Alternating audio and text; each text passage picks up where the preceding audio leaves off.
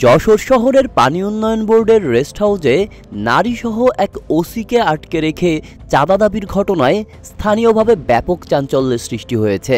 ঘটনাটি ঘটে গত ৩০ জুন সন্ধ্যায়। বিষয়টি সাধারণ নজরে আসে ঘটনার সিসিটিভি ফুটেজ সামাজিক যোগাযোগ মাধ্যমে ছড়িয়ে পড়ার পর। ফুটেজে দেখা যায় ঝিনাইদহের মহেশপুর থানার ভারপ্রাপ্ত কর্মকর্তা সাইফুল ইসলাম একজন নারীকে সঙ্গে নিয়ে প্রবেশ করেন যশোর পাউবোর রেস্ট হাউসের কপোতাক্ষ নামক কক্ষে। ২ ঘন্টা পর সেখানে হানা দেয় স্বেচ্ছাসেবক দলের আহ্বায়ক কমিটির সদস্য গোলাম হাসান সনি এবং তার ৪-৫ জন সহযোগী।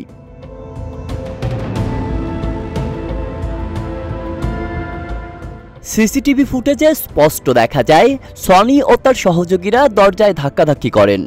এক পর্যায়ে ওসি সাইফুল ইসলাম কক্ষ থেকে বের হতে চাইলে তাকে টেনে হিঁচড়ে পুনরায় ঘরের ভেতরে ঢুকিয়ে দেওয়া হয়।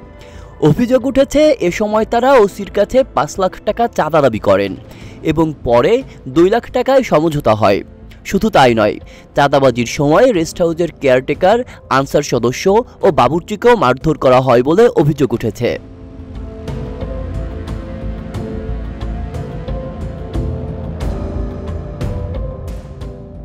রেস্ট হাউসের কেয়ারটেকার মিজানুর রহমান গণমাধ্যমকে জানান, ওসি সাইফুল ইসলাম ওই নারীকে স্ত্রী পরিচয়ে কক্ষে ওঠান।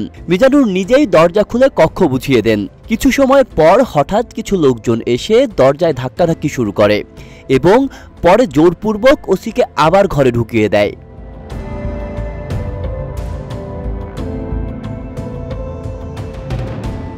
ঘটনার ব্যাপারে অভিযুক্ত ওসি সাইফুল ইসলাম দাবি করেন, তিনি কেবল একজন বন্ধুকে নিয়ে যশোর এসেছিলেন। সেখানে স্বেচ্ছাসেবক দলের কিছু পরিচিত নেতার সঙ্গে স্বাভাবিক কথাবার্তা হয়েছে। কোনো অনাকাঙ্ক্ষিত ঘটনা ঘটেনি এবং এটি তার ভাবমূর্তি নষ্ট করার জন্য একটি পরিকল্পিত প্রচার।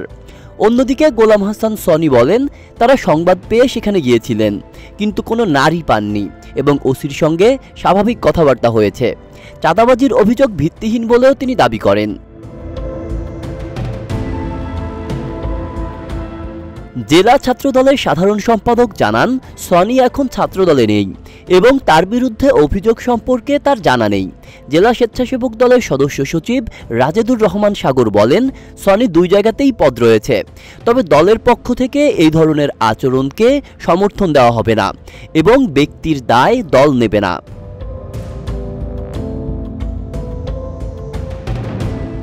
এই ঘটনা শুধু একজন পুলিশ কর্মকর্তার ব্যক্তিগত আচরণ নিয়ে প্রশ্ন তুলছে না, বরং প্রশাসনিক শৃঙ্খলা, রাজনৈতিক দলের প্রভাব এবং চাঁদাবাজির মতো অপরাধের বিরুদ্ধে ব্যবস্থা গ্রহণ নিয়েও এক গুরুতর বার্তা দিচ্ছে। সমাজের চোখে এ ঘটনার গুরুত্ব শুধু অস্বস্তিকর একটি রাত নয়, বরং এটি একটি বড় ধরনের সামাজিক ও সাংগঠনিক অবক্ষয়ের প্রতিচ্ছবি। আব্দুল্লাহ রফসান জনি, ঢাকা প্রকাশ।